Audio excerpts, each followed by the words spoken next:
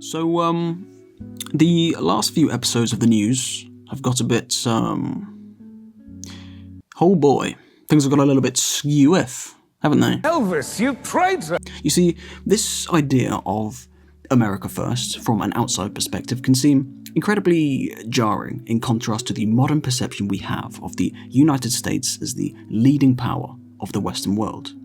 However, throughout their history, it's been a deeply ingrained attitude in the American identity and politics, both foreign and domestic, dating all the way back to the Revolution, that the United States should look to itself and be wary of its entanglements in the wide world beyond. He is known as a hikikomori.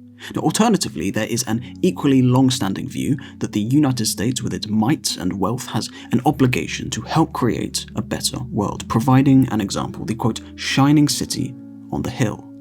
We have it in our power, wrote Thomas Paine following the American Revolution, to begin the world over again. From the moment of its creation, the United States has swung between wanting to keep the rest of the world at bay and itching to set it straight, between economic self-sufficiency and engagement in global trade and investment, between welcoming the world's immigrants and keeping them and their foreign ways out. Oh Lord, build a wall! Now, this rhetoric might sound tremendously familiar to you. There is a security in Daddy. But it has existed long before left and right, if such a thing still exists. I should say far longer than whether or not your tribe deems it acceptable to finally admit that Sneaky was in fact a fit lad when he was doing cosplay. Can we all just stop lying to ourselves, please? I feel like I'm going fucking insane. We all saw it. He was fitter than Richard Cromwell. We all fucking saw it. Call the cops, I'm off your chops.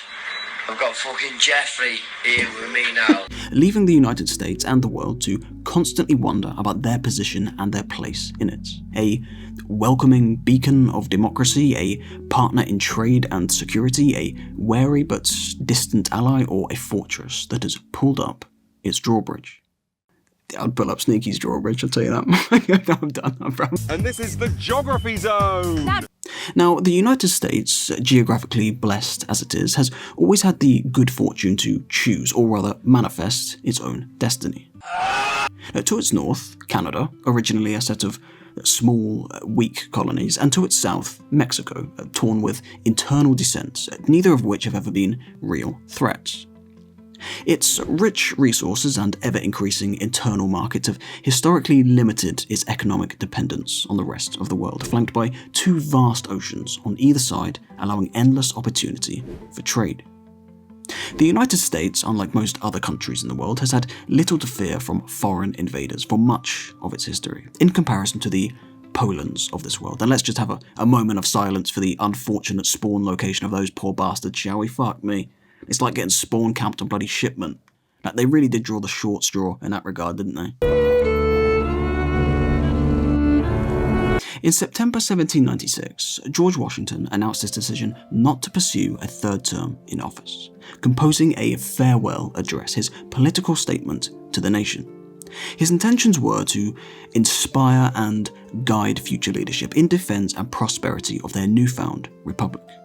Now, one of his chief concerns was the instability and corruption that could be caused by party factionalism, urging his fellow Americans to put aside their petty, divisive squabbles for the common interest of the country, fearing that they carried the seeds of the nation's destruction. Oh dear.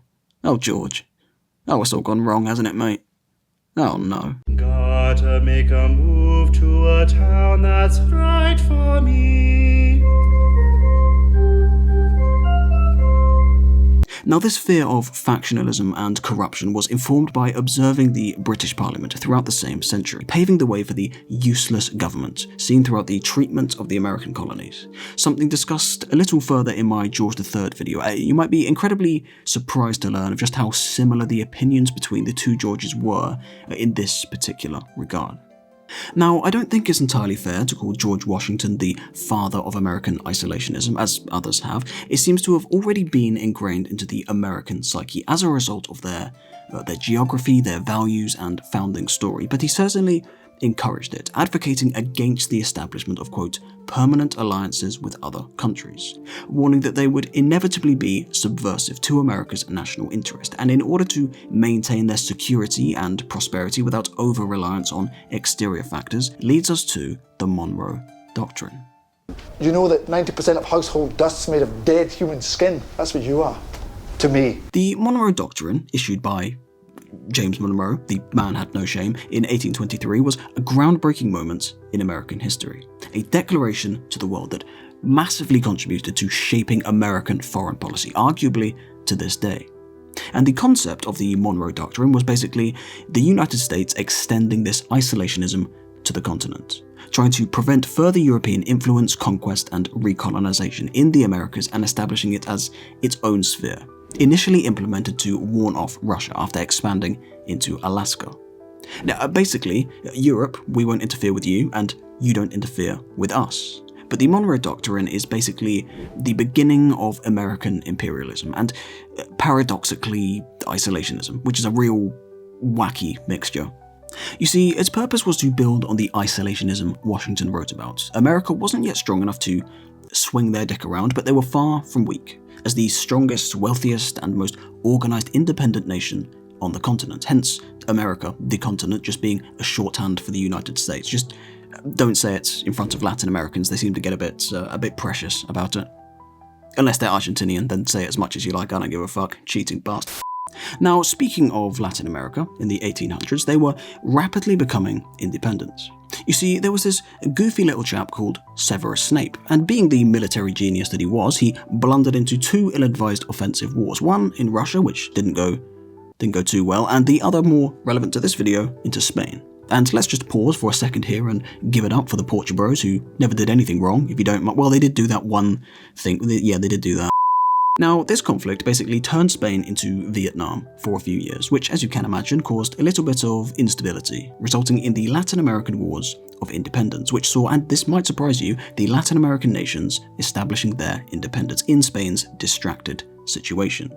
Now, basically, Spain got into a bit of a fist fight with his wife, as you do, as any man of culture can relate to, and when he'd finally knocked her out and called for an ambulance, he went to check on his kids who had all ran away and changed their phone numbers, which in my experience has always resulted in a suboptimal mood to the evening. I can't believe you've done this. But it's in this chapter of American history that sees Teddy Roosevelt, the big stick man, here, there, and everywhere, not only maintaining the American sphere, but expanding it. The Panama Canal, the Spanish-American War, snagging Hawaii, the Philippines, even bringing Japan out of their respective isolationism to sell them bloody Teslas, as well as other Pacific acquisitions, such as Guam and all the other inconsequential islands you've never heard of outside of World War II Pacific documentaries. Vibes and racial supremacy. Now, and speaking of the World Wars, it was Theodore Roosevelt's policy to build a two-ocean navy that confirmed that the isolationism of old America had not survived the modern and increasingly globalized world, lowering the drawbridge. The Kraken awakes. So here's a question for you. How do you sell stuff to dead people? You can't, because they're fucking dead. So could you all stop killing each other in Europe, please? You're getting in the way of the grind set, if you don't mind. Unless you could sell products that kill people to people looking to kill people. So while everyone is rating their economies and populations to the bottom, the United States is going from strength to strength in general, but also comparatively, selling arms and providing loans to Britain, France, and Italy. I have the power of 1,000 cowboys running through my veins right now. And that is until Germany's famous drunk text to Mexico, which read, and I quote, "You up? Imagine if you just broke into your neighbor's house and fingered his cat or maybe said some mean things to his dog or something. That'd be hot." I could rape a cat now, and I wouldn't get a paragraph. But accidentally sent it to the British. So we did what any self-respecting nation does, and we told on them. And America joined the war in the 11th hour. However, in line with its long-standing traditions, the United States entered the war as an associate, not an ally, and President Woodrow Wilson insisted that the goal was to build a better world, safe for democracy. Now, like Jefferson, he saw the United States as a model for humankind, but unlike Jefferson, he believed the US had to engage in the war and in the peace to come to create a new world order, and it looked a little something like this. Visualize two malnourished and exhausted boxers that have been fighting for nearly 4 years. The last man standing wins a fucking Ford Focus. Doing that adorable thing where they're basically just hugging each other and nibbling each other's ears. And then in walks a chap who's been living off nothing but steak and protein shakes. And he's going to be able to knock the guy out with one emotionally charged and committed flick to the foreskin. And that's exactly what happened, returning home to the narrative of the deciding altruistic hero, but also mass scrutiny, reminding the governing class that the knock-on effects of geopolitics are fucking cringe. If war breaks out in Europe, I think that this country should heed the advice of its vice president and avoid all foreign entanglements. Politically rallying never to send their young men to die pointlessly in somebody else's horrific conflict again. It was time to raise the drawbridge once more. However, from the perspective of President Woodrow Wilson, there was a point, 14 of them to be exact. The United States had emerged from the war, geographically safe, economically and militarily strengthened. They had found themselves in a unique position to impose their altruistic New World policies on the old, in the effort to maintain a future peace on the continent and, by extension, the world, prohibiting the acquisition of territory by force, establishing the League of Nations, which they refused to join, and they ultimately collapsed as a result of it. Sometimes my genius it's almost frightening. But it would eventually evolve into the United Nations. I don't want to be your master! Which I have things to say about, but by and large, a good idea at the very least. From the Monroe Doctrine, isolating their sphere to the newborn Western continent, to one of the leaders of the entire Western Hemisphere, just like that. I think you ought to know I'm feeling very depressed. That's right, ladies and gentlemen, call your most reliable dealer who's only ever 5 minutes away for the better part of 2.5 hours, because we're talking about the Roaring Twenties. Crack. There you go. Cheers.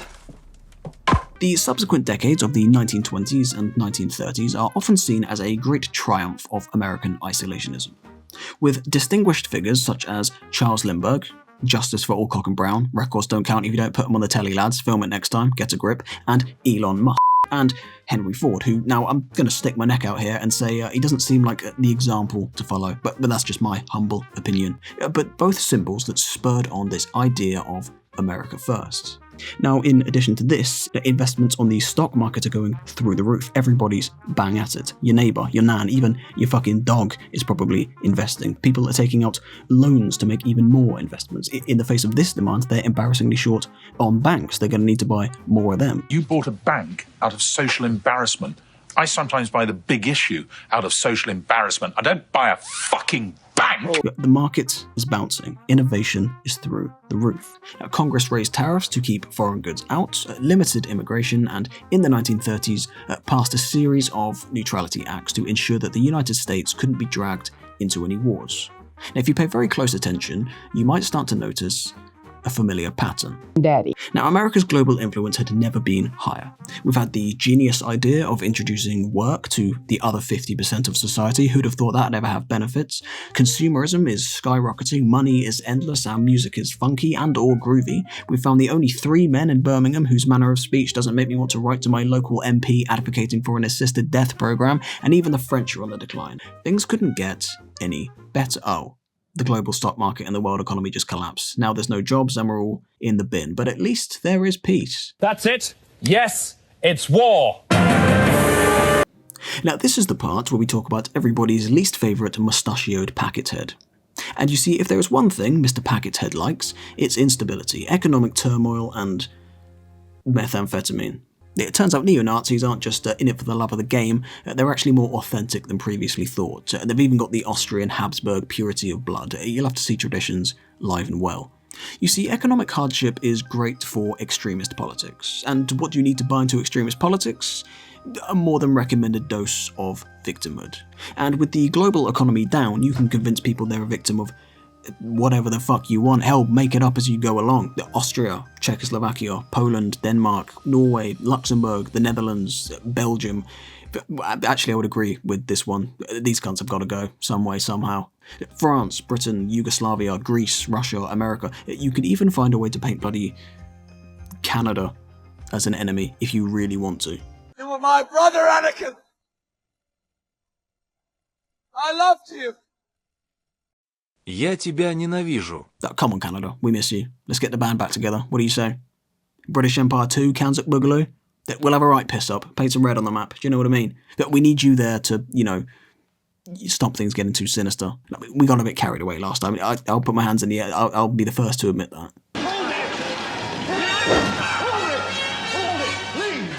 Sorry. You see what I mean? I just get carried away. Now, back in America, one side of the political divide seemed a bit concerned about this, but not really enough to do anything about it. After all, they had their own problems. It wasn't their responsibility to help out in Europe once again.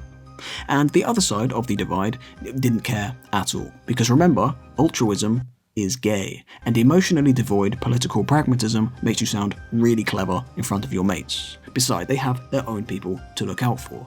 Let Sauron take Gondor. They're all pussies anyway. At least he's not fucking woke. There is a security in Daddy. So the Americans watched from across the ocean as Europe fell piece by piece, as the Polish single-handedly relegated the backbone of human progression to little more than a light hobby for 8-year-old girls. Germany's first hobby horse championship. And France managed to wipe thousands of years of history from the world's collective memory in place of a tired meme not even the Brits find funny anymore, but somehow can't stop repeating as a reflex. Until the only power left standing was the British Empire. You had to hang on in there, like a limpet up a whale's arse. Followed a year later by the Soviet Union. The Americans could once again sell arms to the two powers, growing their industrial and militaristic strength, supporting the opponents of tyranny while growing ever stronger as the Axis weakened. Now this in turn meant that when the Japanese Empire forced the United States' hand, they entered the war entirely prepared. And just the same as the first, when the Second War had ended, Fire the nuclear weapons! The United States was left the undisputed dominant power, not only in the West, but in the world. They had been on the right side of history while simultaneously benefiting from it. From self-imposed isolation to the most influential and far-reaching nation in the world in just 6 years. You son of a bitch! When the war had ended, Americans were once again faced with the choice between raising or lowering the drawbridge. Both Democrat and Republican hoped to prevent a new wave of isolationism by ensuring that America joined the new United Nations. But it needn't have mattered, because if you can trust the Ruskies to do just one thing, then it's to be the pantomime villain that they perhaps are. The Soviet Union's aggressive and provocative actions in Europe and the Middle East decided political and public opinion in favour of lowering the drawbridge. Provocative fucker. Fucking provocative. I wasn't going to be, put upon in that way. You weren't going to be dictated to, were you? Oh no, why should I be dictated exactly. to? By some cunt. Now, as a result of their strategy and self-interest, without necessarily surrendering their altruistic values, the United States had emerged from the war in a position so strong, in comparison to, to the rest of the world that lay in ruin, that they sought to rebuild the West under their influence, pumping billions into the restoration of Europe and halting the tide of further Russian influence and conquest. But yet again, this was not charity. In doing so, they were building influence and molding an alliance, a market and a bloc in shared value with the United States at its head, the North Atlantic Treaty Organization, thereby securing their position militaristically, economically and culturally for the foreseeable future, at the very least. Washington est devenu la cour de Néron, un empereur incendiaire, des courtisans soumis et un bouffon sous kétamine. Now, had the Americans simply refused to invest in Europe and spent that money instead domestically, it would have been a short-term boon, but that influence instead would have been claimed by Russia, leaving the United States unintentionally isolated in not only geography but ideology and like-mindedness, with far fewer options for trade and cooperation. And I raise a lot of these points to highlight the fact that the altruistic thing and the pragmatic, self-interested thing can be aligned. They are not necessarily either or, and I would say it's something America has excelled at despite its relatively short history. And it raises the question on whether or not in today's day and age of globalization, how realistic is the idea of isolationism? Is it even possible anymore in a world increasingly dominated by regional superpowers, unions, and blocs? Now, unfortunately, there will always be, and has always been, a singular dominant power in the world. It was a Jewish doctrine. And this wheel will always turn. It's just a matter of how long and how long-lasting an effect you can have on the world.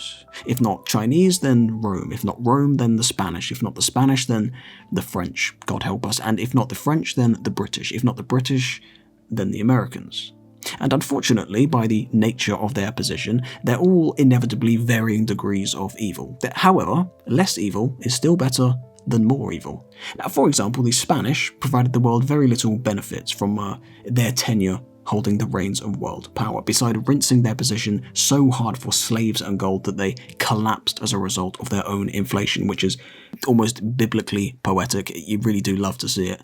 Now, the British committed appalling atrocities, but they also ended the global slave trade to the extent that we today just take it as a given in the modern world. They established representative democracy throughout the empire and the Commonwealth, and crusaded for global free trade to the benefits of themselves, but also just about everybody else in the world too. The Americans, likewise, did a great deal to protect and promote these same global democratic values, without which the Commonwealth and the United States might just be the only two democratic spheres in the world. But instead, we live in an era where it is the dominant form of government, and the advances and territorial grabs that might be made by those few powerful autocracies are kept at bay by the combined overpowering might of the West. But if this were to change, and the militaristic threat suddenly became divided, equal or less than to these belligerent nations, it is entirely possible that we look back enviously on this period in history as a golden era of democratic freedoms and dominance. Now, the Cold War saw decades of American military, political, and economic involvement all around the world in what was truly a global struggle. But that doesn't mean to say that Americans didn't have widely different ideas about where, why, and how much they should be involved in these global affairs. For many, far-flung wars like those in Korea or Vietnam were incredibly hard to justify. Now, at the end of the Cold War, at the start of the 1990s, the debate took on new meaning. Could the United States now safely withdraw from its alliances, friendships, or partners? Or, as Iraq and Afghanistan might suggest, I'm the general using this machine gun with fucking purpose. Could it best defend itself by fighting battles at their source, far from home? And did Americans still have a moral duty to try and help the rest of the world by spreading democracy? The point being, while the context is ever-changing, it would seem that the debate about America's role in the world continues ever on. I have to go now. My planet needs me. So there we have it, the United States, a nation that by virtue of its geography, resource, and founding principles achieved security and growth through its isolation, but achieved its unrivaled dominance through its global interaction. Now, finding itself uniquely positioned to benefit from being reluctantly dragged into world affairs, constantly grappling with its default position of isolationism. Now, perhaps a cycle that is destined to repeat all throughout its history. You know, like one of those flowers that emerges to bloom once every 100 years and then just smells like rotten meat. Now, I accept that's probably a bit of a harsh analogy that doesn't necessarily reflect my views, but it is funny. And I genuinely cannot believe I'm actually saying this, but at least in regard to Europe and their future prospects and security, then perhaps the words of Charles de Gaulle, translated into a civilized language, of course, are kind of vindicated. You have no idea how difficult this part's been to record. I keep throwing up in my mouth. I'm running on stomach lining and bile here. Please, send help. Please. Bailiffs are coming to take away my will to live. Now, I don't mean this as a demonization of the United States in the current climate. Let me in. Let me in. It's not for me to say what they should or shouldn't do, and politics isn't really our thing here. I prefer to leave that to lower forms of life than myself, quite frankly. But if the international presence of the leader of your hemisphere cannot be relied upon to be present from one election to the next, as a result of the fierce political factionalism Washington seemed so concerned about. Seeing a change of management styles here from touchy-feely to smashy testes. Then it forces the remnants of that bloc to look for a more permanent and, ironically, inward-looking direction. And perhaps the future that lies before us, and I, for one, welcome our new insect overlords, will see the relationship between Europe and the United States shift between the ally and associate, as it did throughout their greatest ventures into the wider world. So I'd just like to say thank you all for watching, and I'll see you all in the Chinese concentration camps. See you later. We are miserable sinners, filthy fuckers.